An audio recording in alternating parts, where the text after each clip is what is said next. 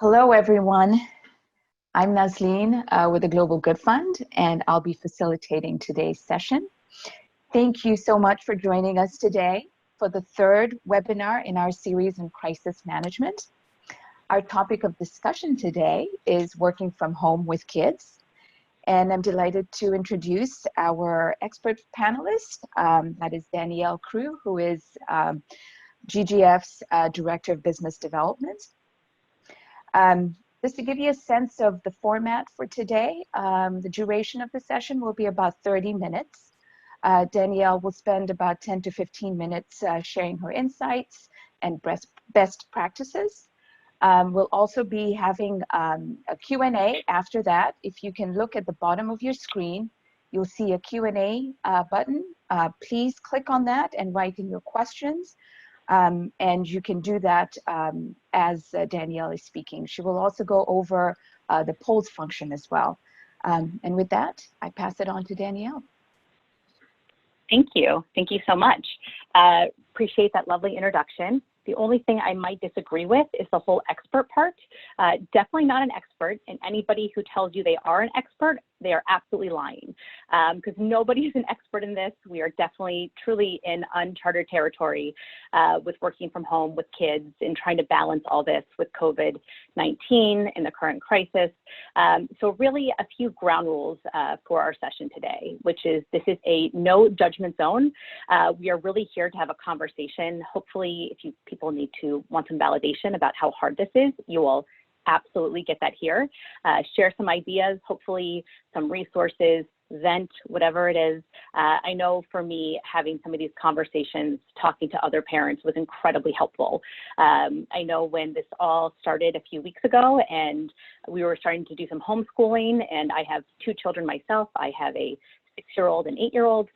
Actually, for those who are on, I think we have a few folks. If you guys can all head to your chat box and type in how many kids you have at home and the ages, I think that would actually be really great for us all to see. So if you want to head over there and do that while I am still going through the ground rules for our session today.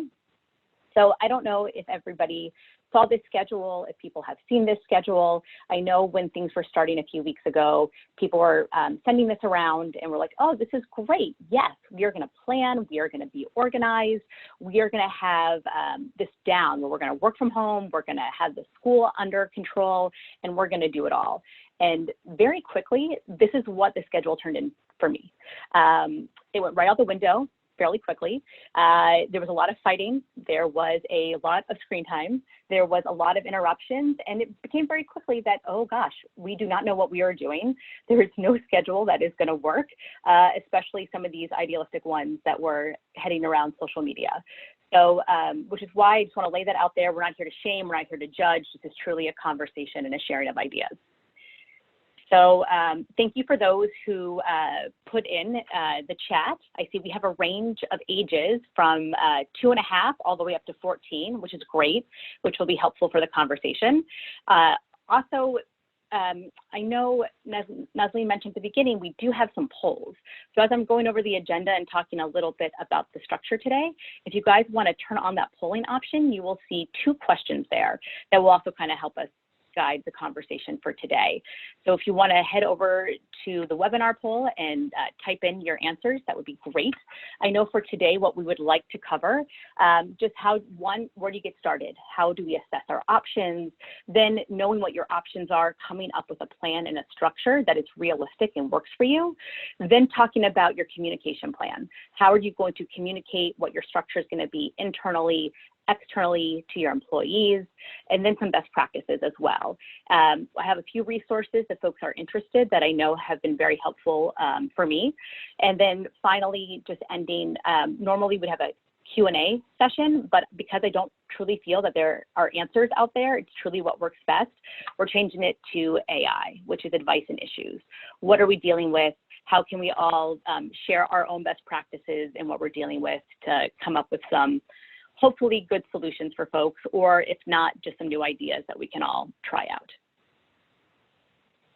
So hopefully everybody has seen the polling option and they are going over there to put in the polls. I'll give everybody 1 more minute before we go ahead and get started. All right, great. Thank you. And then Nazleen, I'll go ahead and ask you that maybe in a minute or two, if you want to jump in and let us know the results of the polling, that would be great. All right, so let's go ahead and get started. So step number one, how are you assessing your options? How are you deciding what's going to work for you? And the first thing you need to do is you have to assess out, what is the situation inside my house? Do I have a partner? Do I not have a partner? Is there family close by? Who is in my network? How am I going to figure out this balance between childcare, caring for my children, and getting work done? And I think understanding what your options are, both for your children and also what's happening at work. Do you have any kind of flexibility? Is there a way where, there are resources right now out there, there are government resources, there's FMLA for some people. I know for a lot of folks on this call, it doesn't necessarily apply when you're an entrepreneur and you're running your own business, but there are resources out there depending on what it might be, but understanding who is in your network that can help support you, because truly does take a village. Not one person can do it all, and a lot of people are forced to right now. So I'm actually very curious for any single parents on the call right now who are listening in, who can type in some questions or some ideas that you've been doing. I know the options truly they vary for every individual. I know up until a few weeks ago, people were still having babysitters and childcare. Some people are in a situation where they can still send their kids to school or to daycare, and it really varies from person to person. But at first, assessing who is in your network and who can help you is step number one. And then also understanding what is my own schedule versus what is my children's schedule. And a lot of that will depend on age, which we'll talk about in a minute. But also, are they still expected to be in school? Are they still needing certain services? Are they still needing certain things that I need to work my own schedule around in order to figure some of these things out? And as many of the entrepreneurs on this call know, most of you, actually I shouldn't say that, some of you might be working from home, but some of you might have your own outside space that you are still able to get to, and a lot of you are sheltering in place. So depending on what your physical setup is going to be, will all help you determine your structure and your plan.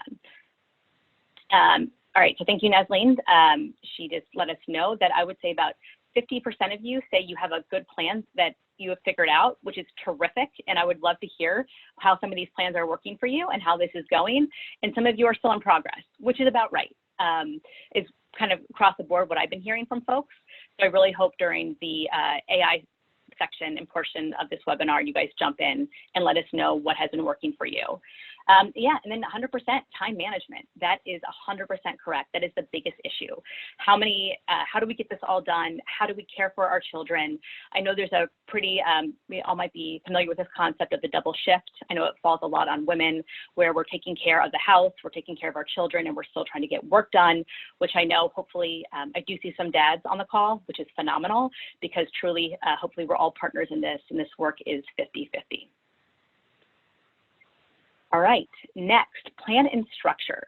So there's a few different things that I've seen out there, and I really encourage everybody to weigh in if there are other things or other structures that are working. Things that I've been hearing, assuming that you have a partner or you do have a support system that you are able to shelter in place with, kind of manage this crisis with. People are alternating weeks, days. People are splitting the day. They're doing block scheduling. I know something for my partner and I, we're doing a lot of block scheduling these days, where either I'll take the morning, he'll take the morning, or a few hours here when we know one of us won't have conference calls, whatever it could be. And then we're trying to manage the kids during, one of us is on, the other one is off. Some people are able to do that by weeks. Not everybody has that luxury. Some people are able to do this by days. Also, people don't have that luxury. So it's really about finding what works best for you. I know a lot of people are kind of triaging at the moment, and they're doing a little bit of it all, depending on the day. One of the things that I heard that was fairly interesting, and again, this goes depending on the ages of your children, was this 30, 60, and 90 rule. I'm not sure if other folks have heard about this, but essentially, if you're asking your children to do a task, well, you need to get work done, and we'll talk about boundaries in a minute, but saying, okay, we will be on for the next 30 minutes, kids, you're going to focus on this project, this puzzle, this schoolwork. You know, mom and dad are going to do this right now. We're going to meet back in 30 minutes. And then for 30 minutes, you're going to have my attention, my time, or whether that's an hour versus 90 minutes. And again, depending the age of your children, that rule might work better for some than others. The other part about assessing your plan and your structure is who is in your network and what can you do? I know up until a few weeks ago, folks were still able to have childcare in the home. For some areas, that's still working. For other areas, that is not working. So how can we use technology? I know we've been doing a lot of Google Hangouts with our babysitter during school time to kind of keep that virtual connection so my partner and I are able to get work done. I know there are college kids from home who are looking for things to do that could be that virtual network. If you are comfortable having people still come into your home, depending on what their plan is, maybe that is another option if you need resources. We actually have a colleague on staff at the Global Good Fund who is doing the Wolfpack, and I'm sure she could speak to it much better than I could, but I've heard of a few families who are all sort of sheltering in place together, and they have set up their own rules and their own guidelines to help manage the work and the childcare, which I all think are great options. And again, no judgment. You have to do what works for you and what's available in your network. So I wanted to, for the next part, again, talking about the structure about your kids. I know we have an range of ages on this call, and I think depending on the stage for your own child, your structure is going to look a little bit different for a toddler versus school age versus a teen, versus how are you going to structure your day for them so you can also get work done and do other things. So I don't know, I know we have a few participants on. I don't know if anybody would feel comfortable sharing in the chat box for the toddlers out there what folks are doing for toddlers, that they can, how they are structuring their day. Some of the things that I've seen out there is, you know, if they do the 30-60-90 rule for a toddler, probably it's more like the 15-minute rule, the 10-minute rule, and what you can do. I know there's been a lot of discussion and struggle over the amount of screen time and what else is appropriate for toddlers, but usually when you're under the age of 5, almost, you know, they're not independent. So really it's that block scheduling, that alternating, that is working very well. School-age children, it's different. You know, if they are still in school, I know a lot of the public schools versus the private schools, there is a lot of different things that are happening within the school systems right now. So trying to figure out how you're going to juggle classes. I know for me personally, my son has a few hours each day of virtual classes versus my daughter who's 6, she has work to do every day, but they're not on Google Meets. They're not, you know, she's not talking to a teacher. It's something that needs to be supervised and structured. So how you are able to test that out or come up with a schedule that works is really going to be dependent on the age of your child versus a teenager who is going to be much more independent and able to take on a lot more. And then maybe if you have that, maybe it's a 90-minute rule, or maybe you can easily do either mornings and afternoons. And then there's also a lot of virtual learning options out there right now. I know we'll get to the resources section in a bit, and if folks are still needing it, there's just so much out on the internet right now that we are seeing. I'm sure we've all seen the virtual tours of museums, enroll your kid in the free dance class, a free painting class. It can be overwhelming, but they can also be really wonderful. And I know a little bit later, I'm very curious to hear how participants are balancing the amount of screen time, but that could be an option. If like, oh, I just need an hour, what can I do? And there's also been professors who are rolling out free courses for every age that I've seen that have been really interesting, that are home and are trying to offer the support and resources for those who are stuck at home. And the other thing, some best practices, which we'll talk about in a moment, that we've seen is just how are you actually physically structuring your house or your living space right now, which is going to be very different depending on where you're living. So if you're in a city, an apartment, it is not that easy versus if you have a house in a space versus do you have other people living in your home with you that you need to make space for.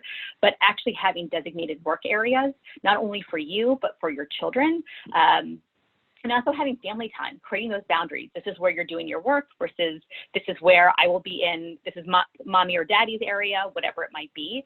I've seen some really interesting things where people are using some whiteboards outside their door, like I'm in a class, don't come in. I know I have a red sheet of paper outside my door right now for my kids that, oh, mommy's on a call, she can't come in. And then we are designating some emergencies, like what do we do, which we'll talk about in a minute. But I do think having the whiteboard has been really helpful for the kids just to actually visualize and see, I can come in right now, oh wait, what am I doing? And that's, I think it took us a while to get there. I would say that's a little bit more, I don't want to say advanced. Again, it's whatever's working for you, but having those visual cues was something that was very helpful for my kids. And then also having a place where if you are talking to a funder, you are doing a pitch, you are doing something where you can block out the noise that is truly your sacred place. And maybe your kids need that as well, depending on the age, but that you are creating that space in your home for those things. And then the last thing, which again, it seems a little silly right now, but if people are figuring out, and there's 50% of you on this call that are, so I'm gonna be coming to you, making time for yourself. That is really critical right now. There was an article, I don't know if many of you have seen, again, happy to circulate it in the Medium about the parents are not okay, but this is just a lot. We are all on top of each other right now, and having time to just breathe, step away from the housework, the kids, your actual physical work, the day-to-day is really difficult right now. So finding time to do that, your kids also need that as well. Any best practices people have to share, please write that in either the Q&A or chat box. I know we would all love to see it. Communication. I'm sure we all remember this gentleman up on the top right-hand corner of your screen. I think that was about 2 years ago when he went viral. He was at home and the kids were running through and running around him while he's trying to give a big presentation on the BBC it was. So I do think understanding that we're not living in normal times, this is not normal. So I think we need to be just normalizing. Kids might come through, kids might be on the call, and that's okay. Like, it really is okay. It humanizes us. We don't need to pretend our kids don't exist. Bring them on the call with you, let your colleagues see them, let the people see, it's like, yeah, we're all getting by. This is the situation and the reality we're living in right now. But I do think you should have different communication plans depending on your audience. You have internally, what is going to be best for your company? What is communicating what your own childcare structure is. And I think I'm very fortunate at the Global Good Fund, where we have a CEO who is excellent at the communication and letting us know, here's my schedule, here is what I'm doing right now, here is when I'll be available. And what I've heard from other entrepreneurs is that they are putting up out of offices, that they might be letting people know they're not working in the normal business hour, that 9 to 5 structure might not work for them. But understanding what are our deliverables, what are our deadlines, what do we need to be working on at this moment, and making sure that everybody inside your company, everybody who you are accountable for and to, understands that schedule, and making it very clear that this is where I am this week, and it might change day to day, it might change week to week, but the external people that you are working with or who are working for you don't know unless you communicate it. And I know it might seem very obvious, and this might be, yes, of course, you need to communicate that, but even taking that a step further of how is that being communicated to your external, your vendors, your funders, your partners, making sure everybody's on the same page so you're still holding yourself accountable and being available for those who need you. And then internally, many of you have employees that you are helping to manage and navigate through this crisis right now, asking them, what is your plan? How are you doing? How can I support you right now? Also, I think just a good rule in life is to assume best intent. You know, people don't mean to go dark, but everybody has a different situation, and you don't know what their situation until you ask.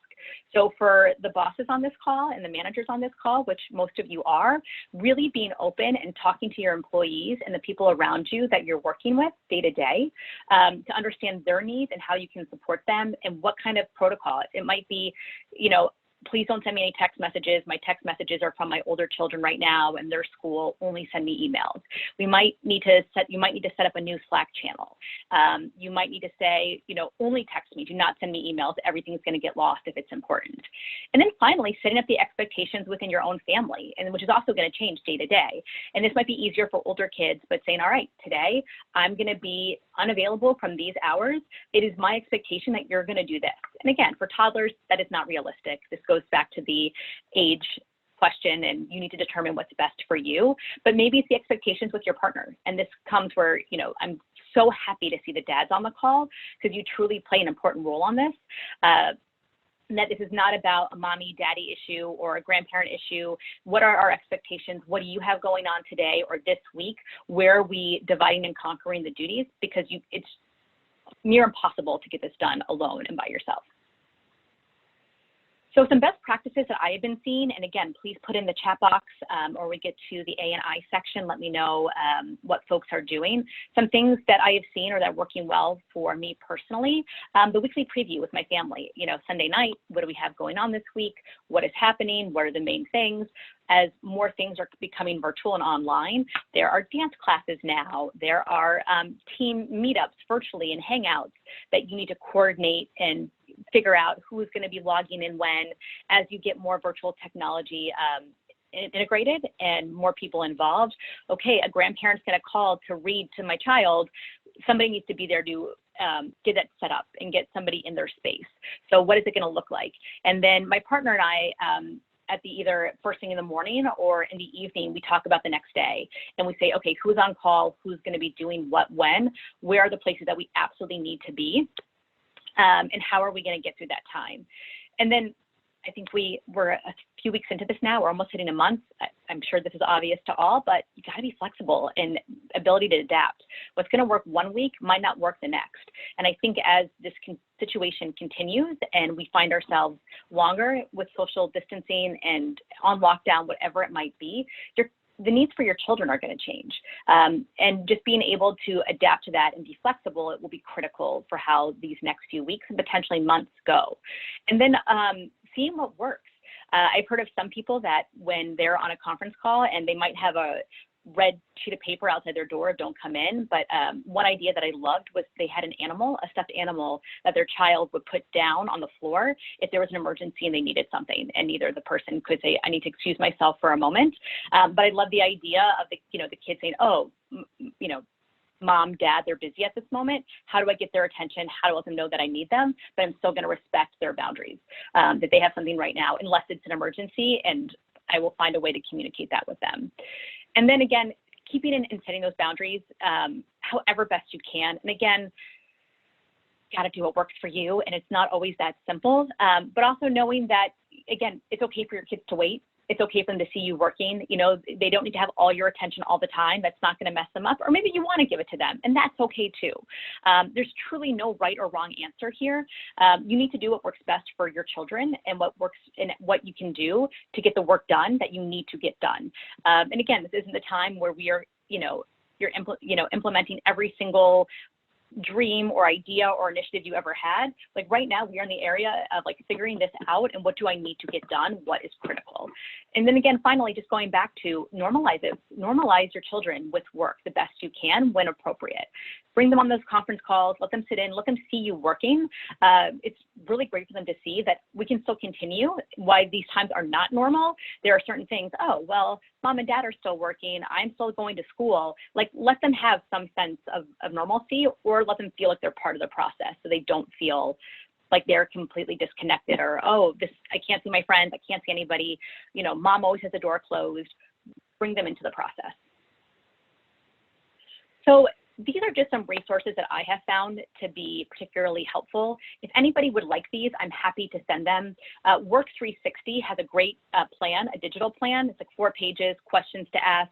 For the 50% of you on this call who are still trying to figure it out, I thought they asked some really good questions, and they kind of help you visualize what should I be thinking about in this moment. It's free. You can go in and get it.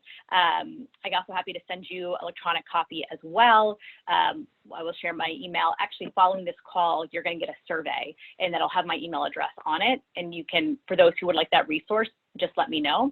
There's some podcasts. I'm a huge podcast person that I love and I think have been really terrific, and have had some great short podcasts about either virtual work or working from home with children. That is just great. Like, you're not alone in this. Everybody's struggling. And then also some technology to support. Again, there's so much out there right now. Sometimes I get overwhelmed and just feel inundated with the amount that's out there. But just looking at ABC Mouse, Netflix, PBS is offering a lot of free content. I know there's a Crayola app, there's other technology and things that people can be utilizing to help occupy their kids, because sometimes it's just really what we need. And then for those who have not seen it, I did mention this earlier, there are these free online classes if you are looking to fill time for your children with the youth remote learning. There's a few more that I'm happy to share for anybody who is interested. And with that, I would love to open it up I know this is the traditional Q&A part, but really, again, advice and issues that you're dealing with, because I don't like the word answers. I don't think there's an answer right now. It truly is what is working best for you. So if folks want to go in either the Q&A or the chat box, talk about what's working for you, want to bring up some issues that you're having for discussion, would love to hear from the audience of how they are adapting and coping. Thank you, Danielle. So I'll encourage folks, I see we have a few questions in already. I'd encourage participants to continue writing your questions or giving advice or mentioning issues in the Q&A. If you go to the icon at the bottom of your screen, Q&A, you can type your questions in there. Danielle, let me share with you our first question. So we have a lot of folks using technology to provide learning opportunities and entertainment for their children. And one of the questions is that I'm worried about broadband bandwidth with everyone online during business hours. What tricks do parents have about keeping everyone connected, especially during the day when trying to work? That is an excellent question and issue, and something that I personally struggle with as well. And I actually reached out to my colleagues at the Global Good Fund, and that a few of them had some really great suggestions. That just things, I'm not always the most technologically savvy person, just about different technologies that we can employ, a Wi-Fi booster. Is there ways that you can reach out to your provider to have different, either one network that is just for your kids and one network just for working hours? That's something that we've done at our house just yesterday, given some of the suggestions from our coworkers. So now we have a designated 5G network for working, and our kids are on our regular home network. And just having that splitter, having those two different options and splitting it up, because what we were finding was for the first few weeks, we were all sharing the same network. Internet was cutting out, calls were being dropped. It was not a good situation. But curious if other folks have suggestions or things that they have been doing. If they want to put that into the chat box, or if they want to put that into the Q&A, we can read those out later, because that is a huge issue. And if people have good technology or advice, especially this crowd, would love to hear it. Thank you, Danielle. We have another question. Some of the kids who are staying home right now think they're on a permanent break from school. So one question, they're celebrating that they're not in school. So one question is, how do I get my 13-year-old to understand that we're not on a permanent break from school, especially when our school system is not doing a 9 to 3 school day like normal? That is a great question. And it is going to be harder as time goes on, but I have started seeing more and more schools, they are putting together a program for some learning so they don't lose the whole school year itself. And again, it's also one of those questions, I do not have the answers. Anybody who has all the answers, they're lying to you. So those who also have that situation, please type in and let us know what you're doing. I can just report out what I've been reading and hearing about, because our kids are still in school, but a lot of them have been enrolling in those free online classes. They have been taking that time to do enrichment, working with other children, setting up their own virtual schooling or some sort of system that for 2 hours a day, you are expected to do X. They have been being proactive, reaching out to the teachers in their school. I know a lot of it depends on private versus public, your own schooling situation and what's happening. But I also know for youth remote learning that has those free online courses has been a really great resource for a lot of parents who have been in that situation. But would also love to hear the other comments from other parents in that situation. Thank you, Danielle. Given the number of resources that are available online, how are parents handling or balancing the increased amount of screen time? Yeah, not well. If anybody has a good, and again, this is something that would love to hear the comments and what other folks are dealing with. For us personally, we've just let it go. And we've been trying to, at least as the weather's getting nicer, and again, not everybody has this option, but trying to not even limit, because it's, again, we're all just getting by. We're triaging day to day. You've got to do what works best, but also finding time without the screens, going outside, going on nature walks while the parks are still open. Hopefully they will stay open. We taught our 6-year-old to ride a bike. We got our older son involved, and board games we're definitely bringing back. But, we have noticed, and this is something that I'm struggling with and would love to hear what other parents are doing. we are now 3.5 weeks into this, and we just noticed like mood change, like, you know, the moody teen from an 8-year-old. He's 8 and he's acting like he's a 14-year-old. And we've noticed with the increase in screen time, it has really affected his mood. So trying to do things to get him out of it, different exercises, things that we can be doing to alleviate some of that. But at the same time, you gotta do what you gotta do, and give yourself a break if you can. If he only wants to watch that one video or she only wants to do that, yeah, it's okay, because we are not in normal times and we need to not feel shamed or bad, or you got to do what you got to do. Here's a question about balance. What are parents doing for me time when stuck in the house? That is a great, great question. So again, would love to hear what other folks are doing. I know there are, I hate to go back to the technology, there are really good apps right now. I know Peloton is offering a 90-day free subscription for exercising, because not on the bike, but for stretches and yogas and different things. There's a lot of things out there right now to, you know, exercise, obviously, if you can, if you have that ability. There are some free trials, tech that's out there to give people a break, move their body, get out if they can, go for a walk. But just at least if it's 20 minutes a day, even if it's hiding in your closet, like away from everybody else in your house, you know, whatever you need to do. I know I personally, even just going for a drive to nowhere and just to be by myself, listen to my podcast, get out, do that thing on a rainy day, versus I need a 20-minute walk right now at the end of the day. I love you all. I've only seen you 24/7 for the past month. I just need some me time.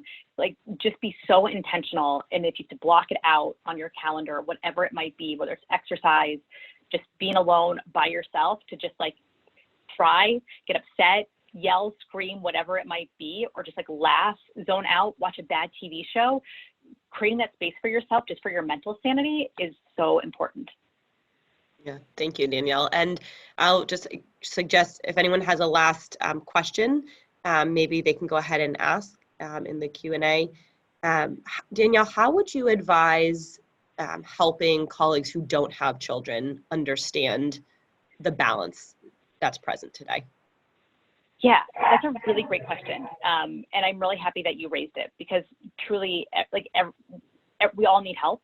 And I think that for the colleagues that don't have kids and are looking for ways to support, just being flexible, asking how you're doing, what we can do, being available at maybe off hours, or, hey, I need to move that meeting, I can't do it at 10, can we do it at 4? Or another time, just, you know, being flexible, be patient, really assume best intent, like, where are they? Why aren't they answering text messages? We have all these things going on, just knowing that.